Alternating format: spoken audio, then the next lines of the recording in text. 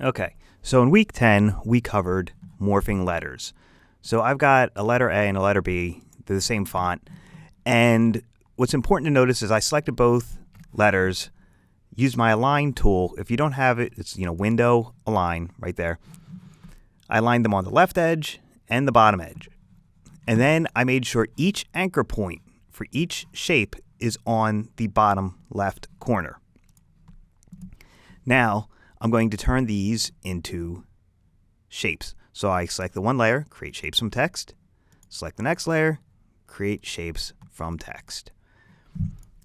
I don't need these two layers anymore, so I'm going to click the Shy button and then enable Shy Appear, and they disappeared. Again, this means they're visible. This means they're going to be shied. I turned off the eye icon so they don't render. And then I click Enable Shy Appear. You'll notice as you twirl down, there's two shapes for the A, the outside and the inside, whereas the B will have three shapes because it has two shapes on the inside. Now, before I even start morphing all this, I'm going to show you what to look out for. On the outside shape, I'm going to make my first vertex point the bottom left corner. So I've got my shape selected right here. The letter, not the path, the letter right here, the outside shape. I right click, mask and shape path, set first vertex. For my inside, you can see my first vertex is at top. I'm going to make it the bottom left as well. So I select my inside, right click on the point, mask and shape, set first vertex. So now they're both the first point. Select that one more time. There we go. Okay. I'm going to hide that. And the B, I'm going to make its first vertex right down here. Then the inside, I'm going to use the bottom left corner as well. And then this shape, I will use the bottom left corner as well.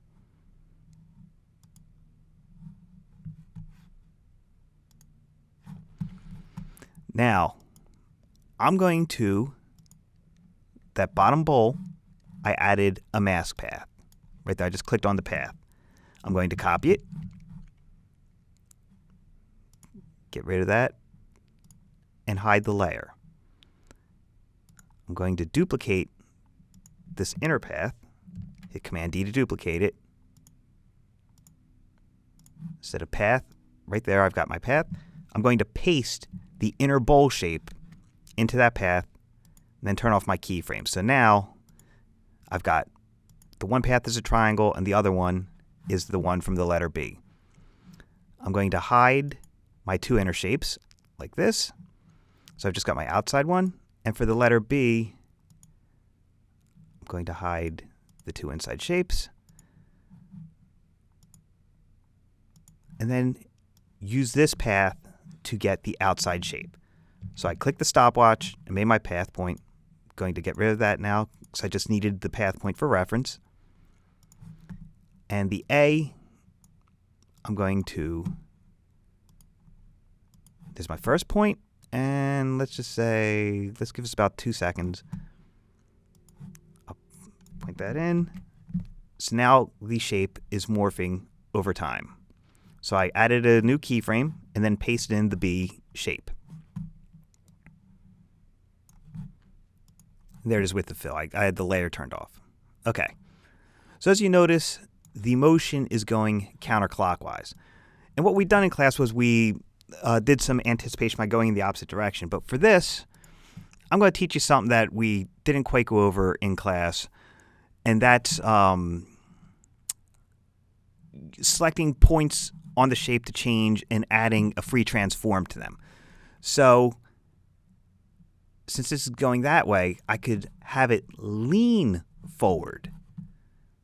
So what I do to that is I've got my path right there, and I'm going to move this forward a little bit. So let's say we'll go half a second forward. So I'm going to go backwards because, as I said in class, this is a true A shape, which I got from that A shape. And this is a true B shape. So I'm going to go forward a little bit and add a path. So this is a true B and this is a true B. So any distortions I go forward between these two, I'll still have these reference points to go back and change. Because if I change it here and there's nothing past it, those distortions are permanent. So for here, I'm going to want to be on the A, not the path. Use my black arrow tool. I'm going to select the top, two vertices, mask shape and path, free transform points. I'm going to drag the anchor point down to this bottom corner, right there. So now when I rotate them, like such, they're going that way. So let me undo, and I'll go see what happens when I add this right here. I'm going to select more vertices. I'm going to do all of them, but this is where it's standing. So I'm going to right-click, mask shape and path, free transform. So now it's this whole section. I'm going to move my anchor point to over here in the corner.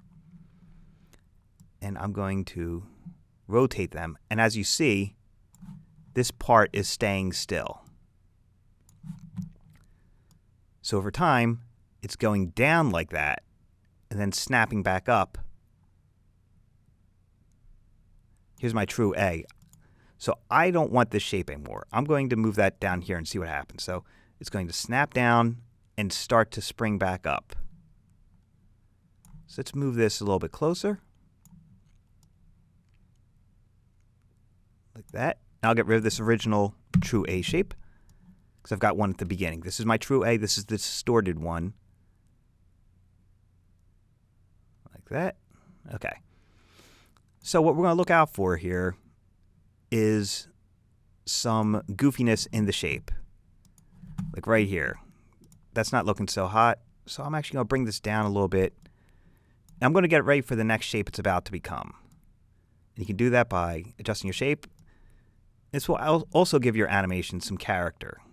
I'm going to round this out. Round that out. So now it's rounding out some more. And then I can move it however I see fit.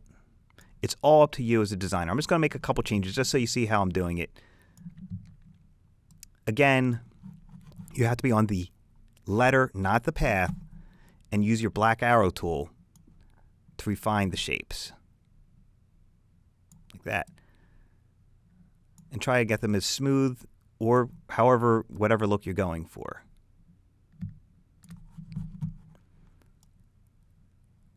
So now I'm swinging that up. And then we see a little bit of a odd part here. Let's bring that down a little bit. Bring that over. Let's try and round that out a little bit.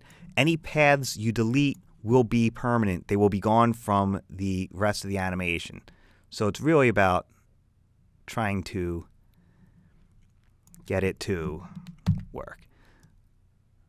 So what I'll do is with this, I'm going to use this almost like a step and a spring.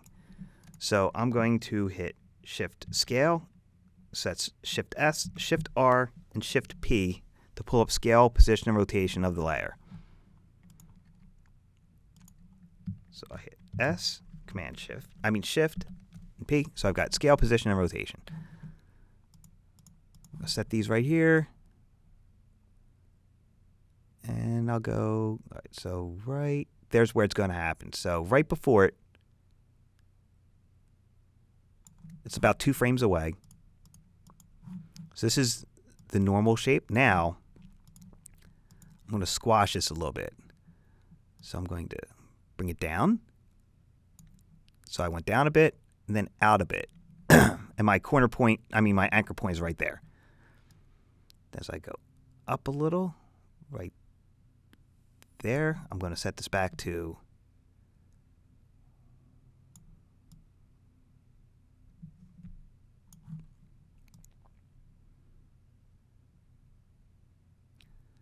so let's make the thing. I'll go right here.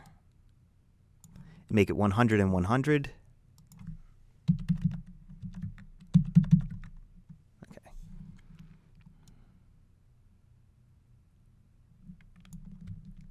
Now, let's see, where was it before?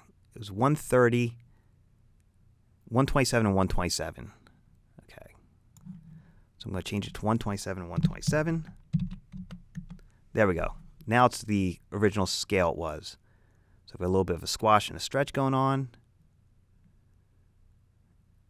And I'm going to start changing the animation. So it's pushing down right there. So I'm going to use a position keyframe. I've already got it. And I'm going to go about 12 frames forward. And I'm going to move that up. So it's like a little bit of a jump to it. So it's pushing off of the ground. Pushing off the ground. And I'm going to start having it rotate about here. Let's see what we got going on right about here. And I'll go forward a little bit. And right about here, I'll rotate it backwards because it's getting heavier. The shape's getting wider. So it's going to start tipping backwards as it goes. And as it gets a little bit wider, I'm going to rotate it back even further. And then bring the position down to about here. So that's where it's at about its biggest.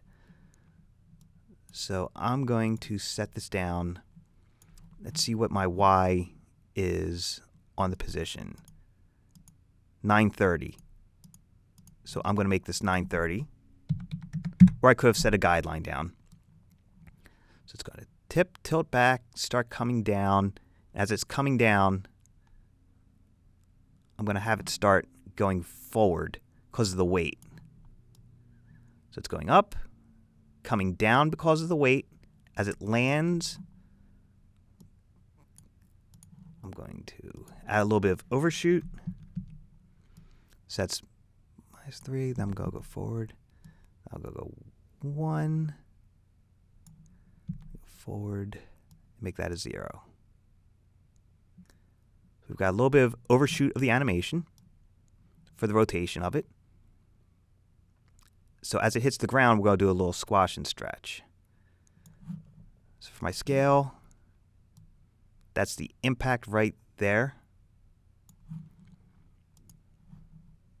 So I'm going to make it a little bit more narrow, a little bit wider, then go forward. And I believe the scale was 127. Yep.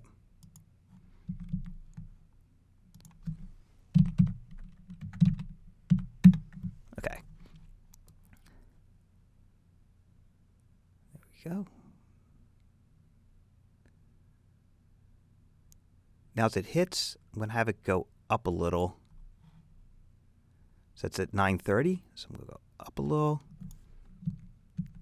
And then back down a little, past it, and then to the 930 where it's going to finally rest. Like such. So that's a little bit of a playfulness to it. Now one thing I didn't show you in class, I'm going to get into real fast here. Let's see if I can do this.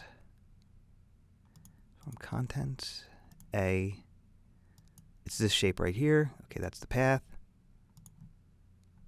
Now my fill. Let's say I want to go from yellow, blue, as it's starting to change. So we'll make the starting color blue over time. And as it fully becomes a B, it's about fully a B right there.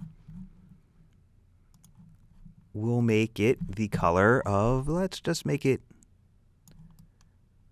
yellow. Okay. So now it's going from blue to yellow over time, as well as changing shape. And I think it'll go easier if we go from a green to a yellow over time. So now it's not only morphing shape, but changing color as well. Let's move that back a little bit. So now the color change goes a little bit. Okay, that's the outside shape. Now I'm going to press U to get all my keyframes. Is this color? Yeah, let's see. There's color. There's the keyframes for the color. I'm going to select all my keyframes, easy ease them.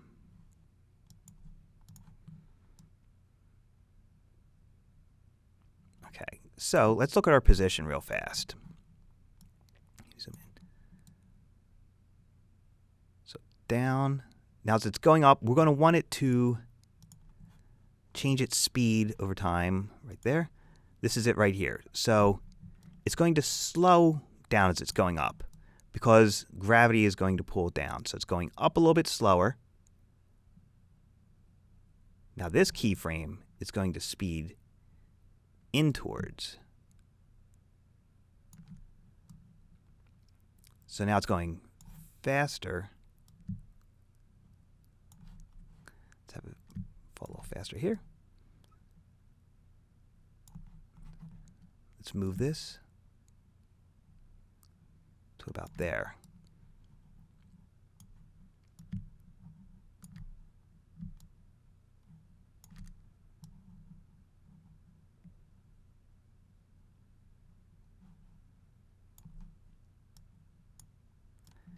And I'm going to move this over sideways so that it falls at a much quicker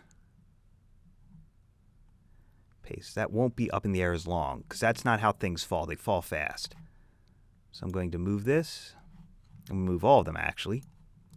I'm going to select them, drag them over to the side, so that now they're not up in the air as long. This is just a couple frames. So like I said, things don't fall that, they fall faster.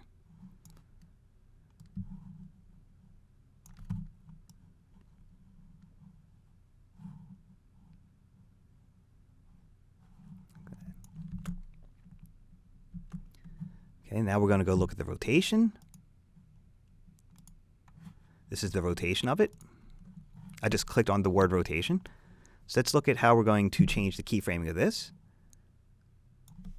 This right here, I'm going to want to speed into it and move this keyframe. This is taking too long right here. So I'm going to take this whole bit, slide it down on my timeline.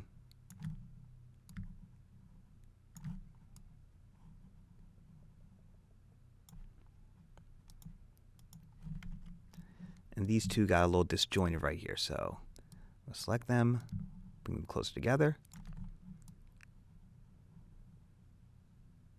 There we go. And this last part, I'm just going to move these keyframes a little bit, like such.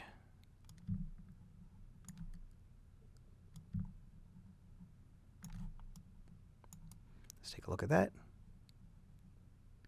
Now this last one, I'm going to make that a little bit slower. I like that a lot better. So again, that's just playing around with your graph editor and your settings. So if I went to scale, you'd see here's my scale settings and how I want to change that over time if I wanted to. And of course, make sure it's on speed graph, not your value. So what's going to happen if we move that handle and this handle? Such, and let's take these, ease into them. All right, so already that's looking a million times better. Got a little bit more playfulness into it. Let's undo that last one. Okay.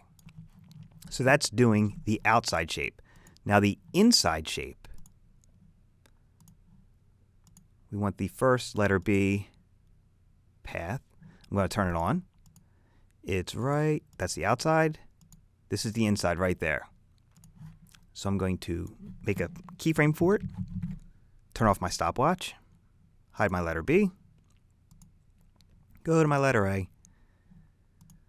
Here's my outside path. Here's my inside path. I'm going to do the exact same thing over time. So if this is where it's going to be changing, we could say, let's try and change it at the beginning of the distortion. Let's try like right here. I'll add it here, and then by the end, I'll add a new keyframe and paste in the inside of the B. Let's see if we move this to line up with the beginning. See what we're going to get. Okay. Now, let me see something. If I hit U, I've got my position, scale, and rotation. Let's see what happens if we cheat and copy all these keyframes into my other path right here. Oh, no, that's going to affect the whole shape, yeah. All right, so we're just going to fix this up over time. I'm going to select, I've already got the true B here and the true A here, so I can start adjusting these frames as I see fit, moving the points. I'm just doing this real quick so that the video is not too long.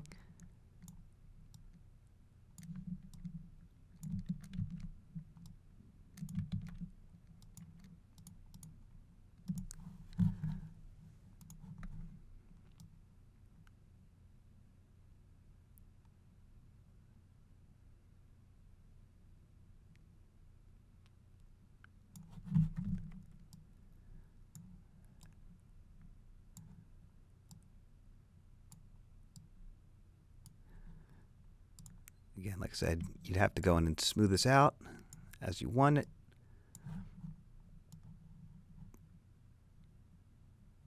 Like such.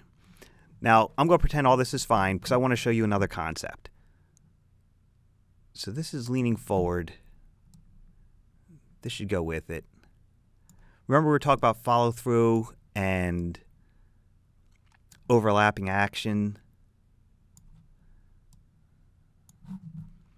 So watch as the object moves. This should be going with it. And this can slide a little bit in the direction of the motion to give it a little bit of weight. Maybe even pull down a little bit like that. It's up to you as the designer. See, it's going there. I'm going to delete this keyframe because it's not helping us out. Now this is jumping up. What would happen if the inside came down a little bit as if it was being pushed downward with the gravity?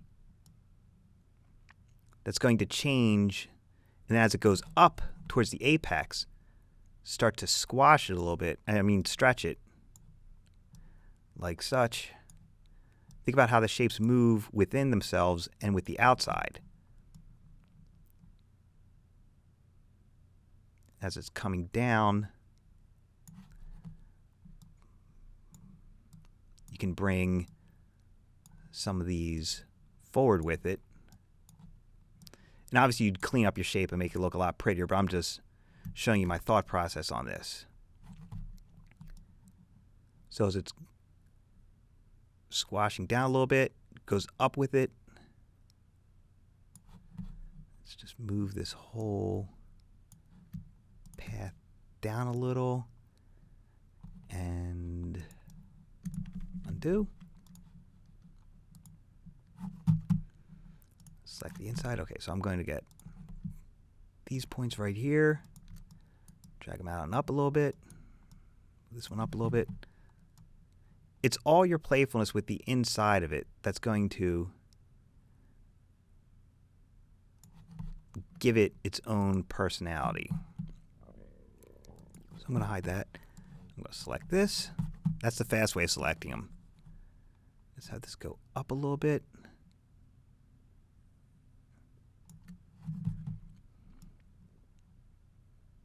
Like that, so you get a little bit of liveliness with it. And then where this squashes, we can set a keyframe.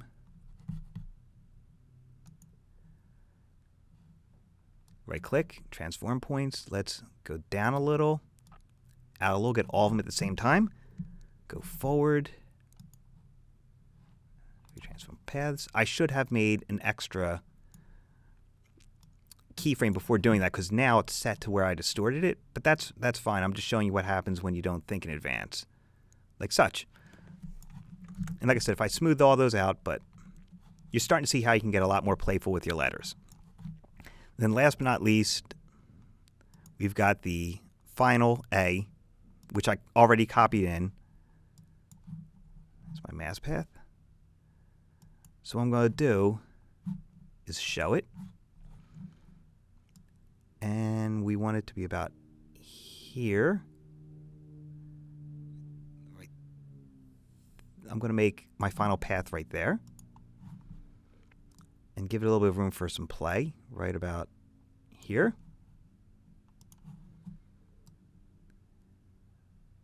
Right here, I'm going to select my path, right-click, shape and path, transform. I'm going to scale it down to it's invisible. I'm going to slide it to where I want it to start to animate in.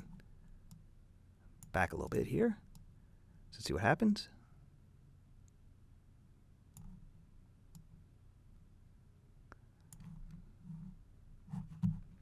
Select that path. I'm going to right-click, transform. Oh, sorry. Mask, shape, and path, transform points. I'm going to scale it up a little bit. Like that. Put that there. Let's rotate it about there. There we go.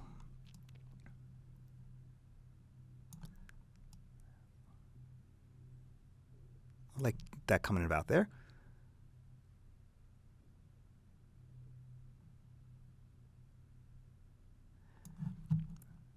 So now I'm going to have this just come down a little bit.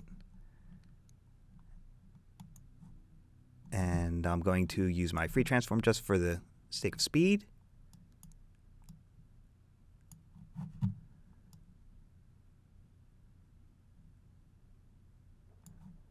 Have that resolve faster.